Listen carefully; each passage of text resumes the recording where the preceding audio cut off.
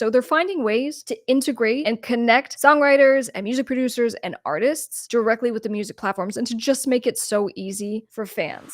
TikTok has made a couple of changes that are going to change the game for artists and music producers, and I'm going to go through it. TikTok is now letting you do two things that I wanted to discuss. The first one is if you go into your sounds, you can now extract audio from videos that are on your phone.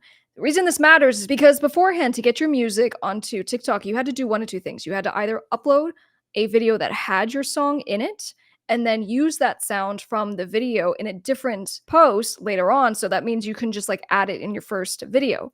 Or alternatively, you had to distribute the song to the platform through a distributor. And the reason why both of those methods kind of sucked was because before the song came out, if you wanted to promote it, it was just a huge pain in the butt.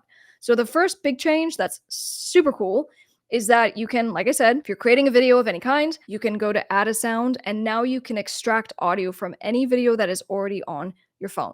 So super, super cool there. Love that. The second one, and this is how we're going to actually be able to utilize Spotify and to grow our numbers and to hopefully grow our following, is that TikTok now lets you actually add the song from the video from TikTok into your music platform. So specifically Spotify, Apple Music, and Amazon Music. Essentially, what you'll just need to do is you will click a couple of things and then you'll be able to add it to your liked list, playlist, for example, on Spotify.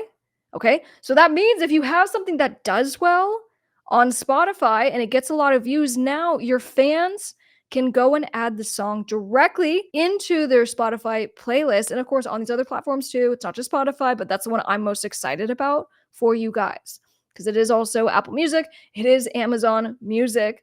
And again, we talk about this, right? If you have someone who plays the video and we get a decent amount of engagement, we have 1,000 plays on it. If we can direct a call to action to let the fans, to let the followers know that they can do this now, and they add your song, that's going to help you so much, right? When it comes to releasing your music, having people actually add the song to a playlist helps the algorithm a lot. And it's going to push out your song so that potentially, even after the release, a week after the release, multiple weeks after the release, you could potentially appear on Spotify's release radar. And then if you appear on the release radar often, you will then appear on Monday's Discover Weekly. So these are the different ways that Spotify will actually push out your music organically.